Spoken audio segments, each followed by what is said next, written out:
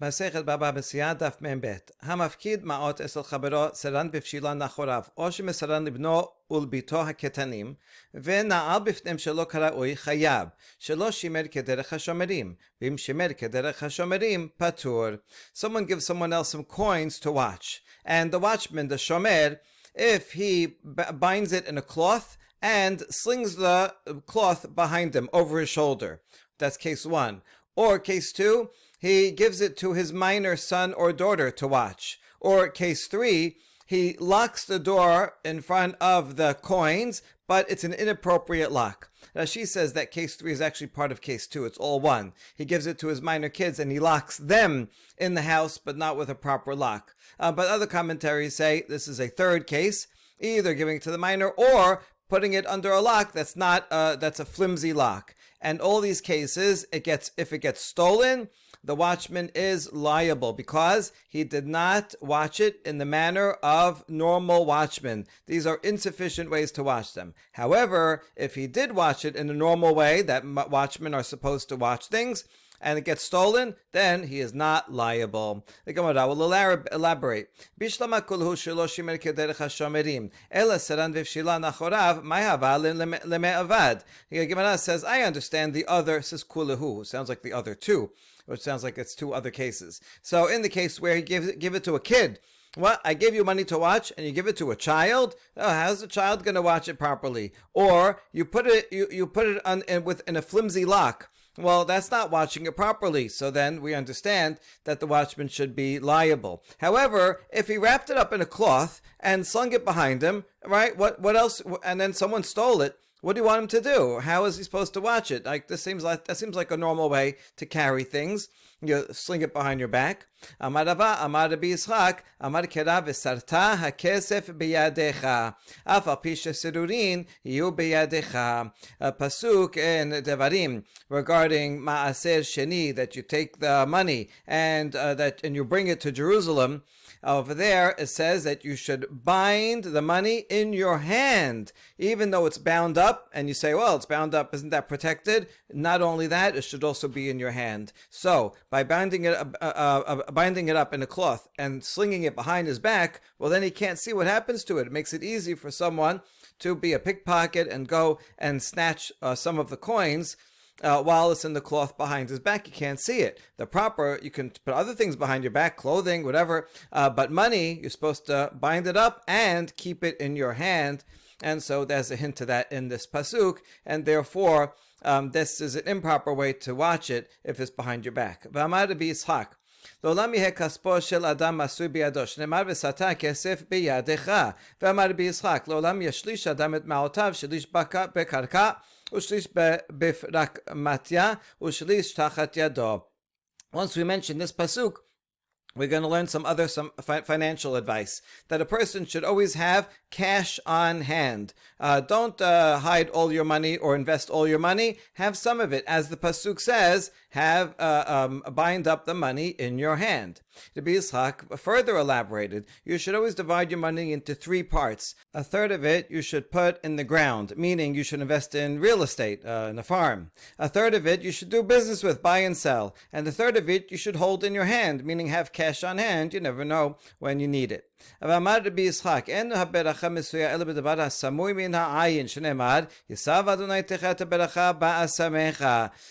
More advice from Rabbi Yitzchak about monetary matters, that blessing is only found in something that's concealed from the eyes. As the Torah says, Hashem will give a blessing to everything in your storehouses.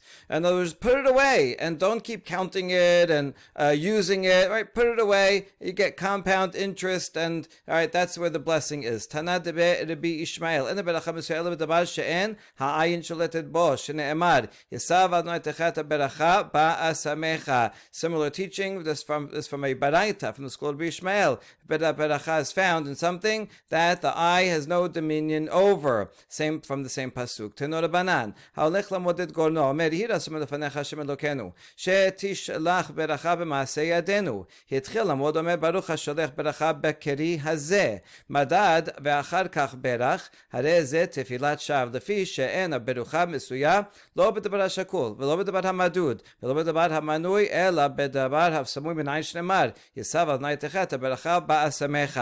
Another teaching using the same pasuk, someone who goes to measure the grain that's on his threshing floor, there's not much is there. He's about to measure it. So he should say a prayer beforehand and say, may it be your will, Hashem, that you will bring blessing to the work of our hands, right? We worked and farmed and this is our produce. I hope that it'll come out to be a significant number. Once he starts measuring it, then there's no point in using the future tense. So I hope that you will bless what I am going to do, because that's for the future. If he didn't start measuring it, but once he starts already, then let's say, I guess he didn't say this first prayer, then he could say, blessed are you that you send blessing to this pile of grain in the present tense. However, if he already measured and only after that he makes a prayer, that is a vain prayer, because it's too late. You already measured it. It's 100 pounds. You already measured how much it is. So what are you going to pray now for? To retroactively change the past? It's not going to change it in the past. It's not going to change it now. As we know, the beracha is not found in something that is already weighed or already measured or already counted, but rather in something that is hidden from view. You're not going to have an open miracle happen and all of a sudden, right, the things in front of you jumps from 100 to 150 pounds. Right? If it's hidden away, then blessing can be there, but not if it's apparent. This is like the measurement problem in quantum physics. It's not determined until you actually measure it. The measuring, it makes it determined. So it's appropriate to pray before something happens, or even while you're doing it, but there's no point in praying after it already finished. Amar Shemuel, Kisafim en lahem shemira ela bekarka. Shemuel says, if you're going to safeguard money, your own, or especially someone else's, you're a shomer for someone else's, then the proper way to safeguard money is not sling it behind your back. We said you can carry it in your hands if you're taking it somewhere, but to safeguard it, you should bury it in the ground. Find some spot somewhere on your land, bury it down there, and no one knows where it is, and they won't find it.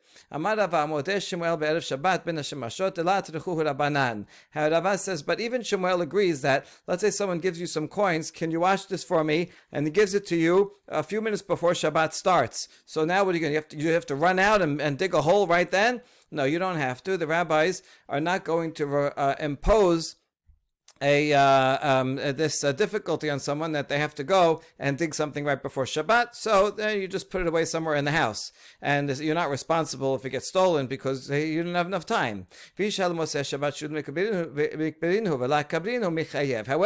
if after Shabbat finishes, you had enough time to bury it, and you didn't bury it, and it gets stolen, then you, the shomer, are liable. So if it got stolen immediately after Shabbat, I didn't even have time to bury it, and I didn't have time before, and I didn't have time after, then you're not liable. But once that amount of time, how long does it take? I don't know, an hour? Okay, so you have an hour, go and bury it as soon as possible to keep it safe. However, if the one who owns the coins, who's depositing it with you, is a sage, so then you have an excuse not to bury it right away, because you can figure maybe this Torah scholar who gave me the money, he's going to want to say his own Havdalah. He's not going to use the one that they just said in Bet Knesset, and he's going to have to go and buy some wine for it, and he's going to need some money. So the shomer is allowed to say, I'm going to wait a little, because I know he's a Torah scholar. He's going to probably need to come and get some money from me for wine for Havdalah. So if you wait a little while and still don't bury it and it gets stolen, then you're not liable. But then after that, then you do have to go and bury it, because that's the safest place. But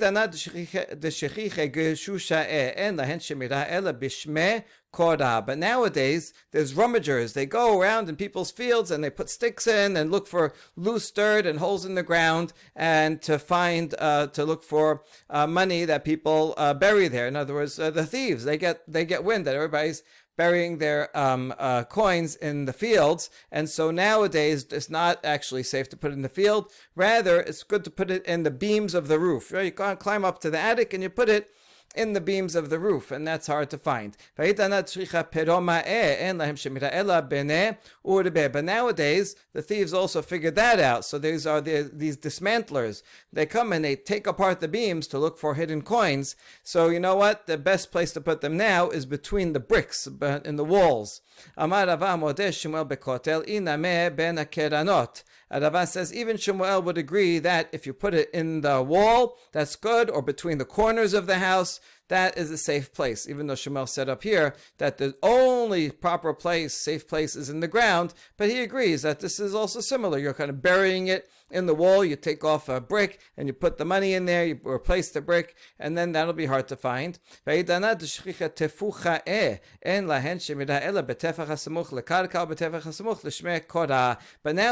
the thieves figured that out too. And you have these tappers. They tap on the wall to look for holes in the wall, or a place where a brick is loose. And so they look for it there, and therefore nowadays you have to put it. You could put it in the wall, but it has to be either near the ground or near the ceiling, because then when you tap over there, it won't shake. You won't hear the hollow behind the wall. Because it's near the ground or near the top. So you see, it's not so easy to safeguard money in the olden days. Luckily now we have banks, FDIC insured, so we don't have to worry so much about all these things. Amar l'Rav Acha bered Rav Yosef l'Rav Asher hatam tenan hamesh shenafla alav mapole tarehu kemevoar. Rabban Shimon ben Gamliel omer kol she'en hakeleb yachol lechapes acharav. Now we're going to have a question about hiding money, but we're going to compare it to a case of chametz on Pesach. So the Mishnah in Pesachim says, if you have chametz in a house and a rock slide fell on it, in a house or outside, whatever, there's a bunch of rubble that fell on the chametz. So this is considered as if it's destroyed, right? You don't have to go and find it and burn it. That's destroyed. No one can get to it. Rabban Shimon ben Gamliel, however, says it's only considered destroyed if a dog would not be able to detect it, right? If this is just a little bit of debris on it, and a dog could go and smell it and get it out, then that's not considered destroyed. It has to be under a lot of rubble. V'tana kamacha fi sat hakeleb sheloshat tefachim. As the Braita says, how much can a dog detect? He says a dog can detect under 3 handbreadths. So if it's 3 handbreadths or less, then it's not considered destroyed. But if there's at least 3 handbreadths or more of rubble on top of the chametz, then that's considered destroyed. So that's true for chametz. Here's our question: Hachamai mi ben sheloshet tefachim olo? What about if you're burying coins? Is it the same thing? In order for it to be properly safeguarded, do you have to bury it in a hole that's at least 3 tefachim deep, or not? And the answer is Amarle hata mishum recha ba'inan sheloshat tefachim hacha mishum ikasuye me'ayna la ba'inan sheloshat tefachim. This is no. In that case, it's because of the smell. The dog can smell the chametz if it's less than three handbreadths. That's why, in order for it to be destroyed, it has to be more than 3 handbreadths, where the dog can't smell it and won't get it. But here, regarding the money, hiding money, we're not worried about the dog smelling it, but just it has to be hidden from the eye. As we said before, that blessing only comes from something hidden from the eye, and it's also safeguarding. It has to be something that no one can see. So therefore, it doesn't need 3 handbreadths. So how much do you need? From Sichra said, just 1 handbreadth of dirt, right? Cover it over, and then nobody can see it, and that is sufficient to hide it. Now we're going to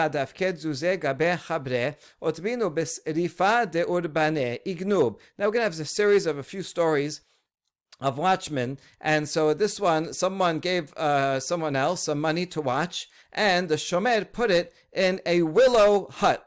And then it got stolen. Amar Rav Yosef, afagav delinyan ganabe netirutahi, linyan nura peshiutahi, hava techilato bepshia v'sofo be'ones hayav. Rav Yosef ruled on this case and says, even though you put it in a hut, so that's considered safeguarding from thieves, but it's not proper safeguarding from fire. A willow hut is very flammable, and therefore you did the wrong thing. You were, as a shomer, you were negligent because you put it in a flammable place. Now, in the end, it's true. It didn't go on fire. It was instead stolen. Nevertheless, because you were negligent in one way, And even though in the end it was an accident that was beyond your control because you locked it properly, but because you did something wrong in the first place, you are nevertheless liable. And so he said this shomer is liable. That's one version.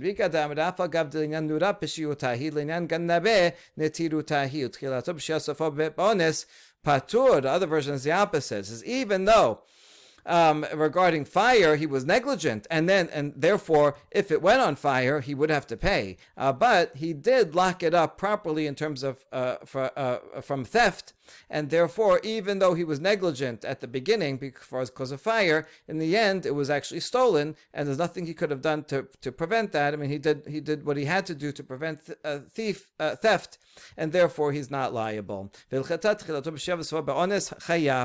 is like the first version, that if you start off doing something wrong, even if in the end it gets stolen, not because of what you did wrong, nevertheless you are liable. Next story. Amar le hav li zuza. Amar le la yadana hechaot binhu. Ata lekamed rava. Amar le kol la yadana peshiyutahi zir shalim. Someone gave to his friend some coins to watch, and then after a while, the owner of the coin said, "Can you give me back my coins, please? Now I'd like to use them." And the shomer looks around and says, "I don't know where I put them. I put them in a really good hiding spot. It's so good, I don't even know where they are myself." And so they came to Rava to see who's responsible. And he said, any shomer who doesn't know where he put the items that he's supposed to be safeguarding, that's negligent. And so therefore, the shomer has to pay. The shomer, he has an obligation, number one, to safeguard it, put it in a hiding place, and number two, to know where the hiding place is, right? This is just a basic requirement, basic responsibility. So the shomer is liable. Hahu gavra dafked zuze gabe chavre ashlaminhu leimeh veotminu bekartalita veignub. Someone gave his friend some money to deposit. The shomer gave it to his mother, and his mother put it in a chest or a basket, and then it was stolen from there. So who's responsible? Amarava hechi nidayenu dayane lahaydina. Rava said, what should the judges rule in this case? Kind of complicated. Is it the shomer? Is it shomer's mother? Or maybe neither of them are responsible. So nema lelidide zil shalem. So let's tell the shomer, go and pay. This guy gave you money, and you don't have it anymore. So and you weren't safeguarding it yourself. You gave it to someone else to safeguard. So you shouldn't have done that. So maybe the shomer should be responsible. Amar kol mafkid al dat ishto banavu mafkid. But the shomer can say, we have a general principle that if you deposit money with someone, then you have in mind also that that person is he's not going to be home all the time, and that person is going to depend on the shomer's wife and his children also to watch it for him. So it doesn't mean literally only wife and children. It means members of his household, members of his family. And so his mother was there and says, listen, I'm not going to be home. He told his mother, hey, can you watch this for me? And so that's proper. So the shomer didn't do anything wrong. If the shomer gave it to a third party altogether, then the owner can say, I gave it to you to watch, not to that third party. But if it's a member of the shomer's family, then that shomer did a proper job. So the shomer shouldn't have to pay.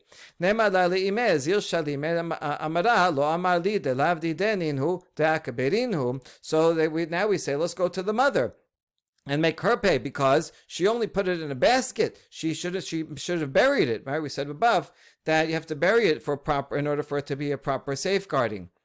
But she can claim, well, my son didn't tell me that it belongs to someone else. I thought it was his money, and so it was my own son's money. So I don't have to be so careful with it, right? Because he trusts me, and this is where we put it. If he told me that it belongs to someone else, then I would have been, this is very careful. I have a professional job here to do, and I would have buried it. So it's not my responsibility to pay, because he didn't tell me that I'm acting as a professional shomer here for someone else. I would have to bury it, so therefore I don't have to pay. So now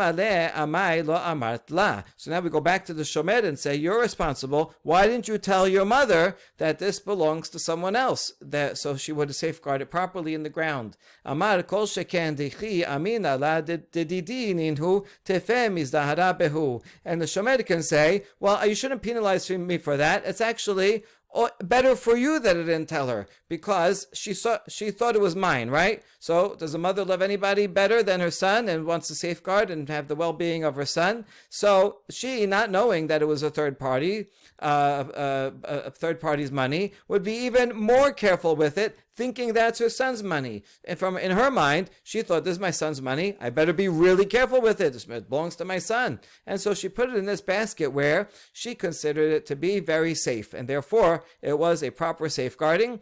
And it would not have been better safeguarded if the shomer had said, it's not my money, it's someone else's. And if anything, that would have been worse. And therefore, he's not responsible either. Ela amarava mishtaba ihu dehanhu zuze ashleminhu leimeh umishta'beda imeh dehanhu zuze otbinu bekar talita veignuv patur. So rather, Rava ruled that the shomer takes an oath that he gave it to his mother. His mother has to make an oath that she put it in the chest, and that was a good spot and was stolen from there. And the shomer and his mother are both exempt. Sometimes it happens. You give something to a shomer. The shomer did a proper job, but it was something out of their control and it was stolen. Then the shomer does not have to pay.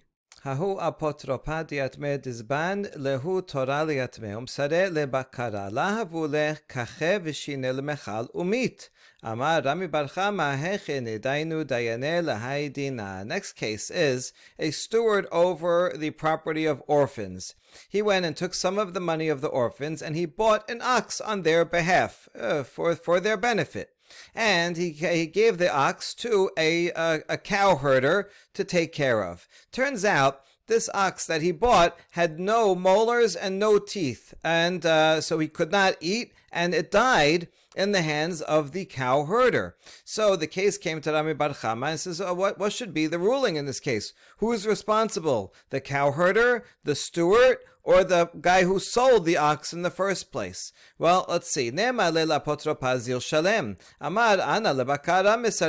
first they say to the steward, you pay, right, for this dead ox. What are you doing buying an ox without teeth? You didn't notice it has no teeth, and you didn't tell the cow herder, go pay. So the steward could say, listen, I bought this cow. I paid the right price for it. I gave it to the cow. The cow herder is responsible for taking care of it. The cow herder should have noticed that it has no teeth, it's not eating, and smashed up food for it that it could swallow, or tell me that it's not eating. He's responsible for it. So it's not my problem. Go to him. So they go to the cow herder. You have to pay for it. You're supposed to take care of this ox. Look how it died of hunger. You didn't feed it. Amar ana behade tore okimte uchla shedai le lahava yed'inan de la achal. And so the cow herder says, listen, I don't just take care of one ox. I put it with all the other oxen. I threw some food before it. All the oxen, they're hungry, they eat. So I didn't know that this one didn't eat. I wasn't paying attention to this one in particular. However, the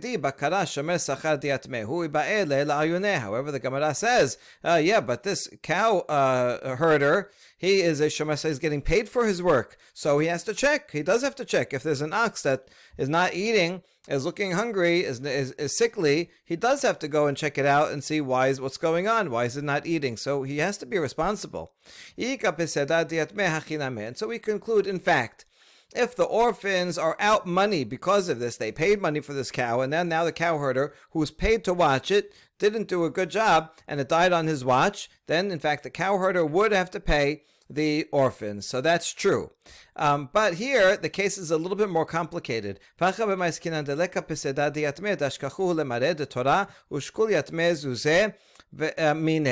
we're talking about a case where the orphans are not out any money because the orphans were able to find the original owner of the ox, and they said, you sold us an ox without teeth. This is mekach ta'ut, give us our money back. And they got their money back. So the orphans are fine. Elaman katayin. So who's making a claim? Who's out money? Mared de Torah katayin, the original owner of the ox, because he doesn't have the ox. He paid. He gave back the sale price, and now his ox, right, was left to die by the cowherder. The previous owner's claim is that the steward who bought it from me should have come back and said, listen, it's not eating. He should have told me it's not eating. Now we ask on that, what do you mean the original owner is waiting for someone to tell him that his own ox that he owned before has no teeth and that it's mekach ta'ut? He should know that he owned it before. He doesn't know that it doesn't have teeth? What was he doing with the whole time before that? How was it eating, right? Why didn't it die from hunger before? So obviously he must have known that it didn't have teeth and he was mushing up some grain to feed it. So why is he saying, oh, well, you didn't tell me, I didn't know? And the answer is, b'safsirat is ban mehacha uzben lehacha. We're talking about where there was an agent, a middleman, a broker, who just made the connection between the seller and the steward, who is the buyer. And so this agent, because he's just a middleman, he's just connecting the buyer and the seller, he didn't know that it had no teeth, so he cannot be held responsible. Okay, and so he's saying, listen, I took the money from you and I gave it to the other guy, but I wasn't holding on to the animal, not at all, or not for very long, and that's why I didn't know. But you should have told me he wasn't eating, and then I would have given you your money back. And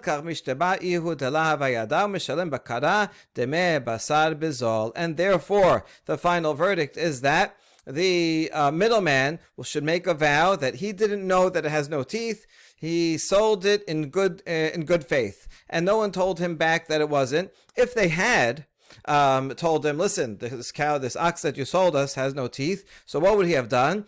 Well, he might have reversed the sale, or he might have just taken the cow and the ox and killed it on the spot and sold it for its meat. So at least it would be worth something. It wouldn't just die of hunger and not be usable at all. And therefore, because the cowherder was negligent and did not pay attention to the fact that it's not eating, the cowherder doesn't have to pay back full price for what the cow was bought for, but rather just has to pay about 2/3 of that, the value of the meat of the ox at its cheapest price, not the value of a live, healthy ox, but only the cheapest value that the meat would go for, because that's what the seller could have gotten out of it. And so this is a compromise situation, because it's no one's 100% fault. In particular, the steward thought he was doing a good job for the orphans, and he bought this ox and gave it to the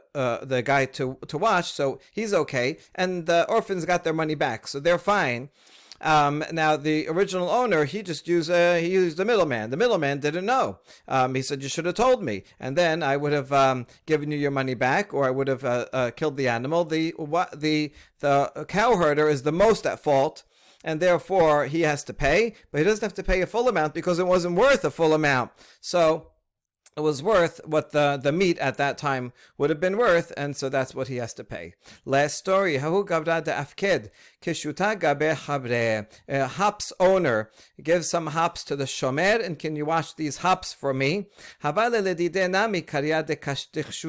shomer had his own hops also, so they're in two different piles. So the shomer, he wants to make some beer. He tells the brewer, go get the hops in this pile, from my pile. But the brewer goes to the mafkid's pile, the one that doesn't belong to the shomer. So the case comes to Avram, and he asks his colleagues, what should we do in this case? Who is responsible? Is it the shomer? Is it the brewer? Or maybe neither of them, because it was just a mistake, and the original owner has to eat his loss. So let's go to the shomer. It says, listen, he gave you hops to watch, and you use them, so you have to pay for them. The shomer says, it's not my fault. Go get it from the brewer, because I told him to take from my own pile, and he made a mistake, so it's his problem. Let him pay. Okay, so we go to the brewer, you pay. The brewer says, he didn't tell me take from this pile and not that pile. I thought he was just giving a suggestion that, take from this pile, it's probably better. But I looked, and the other one was better or was closer. So he didn't know that this was a command, don't take from that pile. He thought it was just a suggestion, so he picked from one. So you can't blame the brewer either. Now,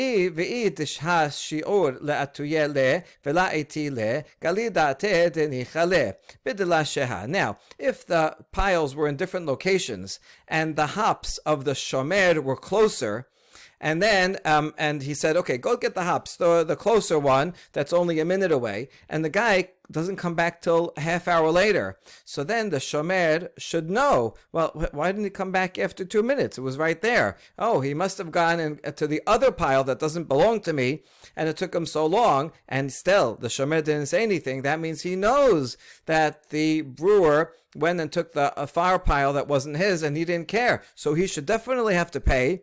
So I say, no, we're talking about a case where they were equidistant and it didn't take any longer for one than the other. And so really, the shomer did not know. Sof sof, mai peseda'ika, veha ka mishtar shile. Now we ask, but what loss is there? Isn't there a profit? He took the hops, he made them into beer. Beer is worth more than hops. So let him pay from the value of the beer that he made for the value of the hops that he took even by mistake. And so everybody still has a profit. So one answer of Rav Sama, the son of Rava, is that the beer turned into vinegar, went bad, and is now worth nothing. And so the owner, the shomer, can say, listen, by mistake, your hops were turned into beer. The beer is worth zero, but it's not my fault, and it's not the brewer's fault either. So you get nothing. Or another answer, Rav Shemar bechiseh. We're talking about where there were thorns mixed into the hops, and it made the beer bad. And so he can give him the value of the hops with the thorns, which is not very much, but it's something. So he says, listen, here's your hops. Your hops were turned into beer, thorny beer.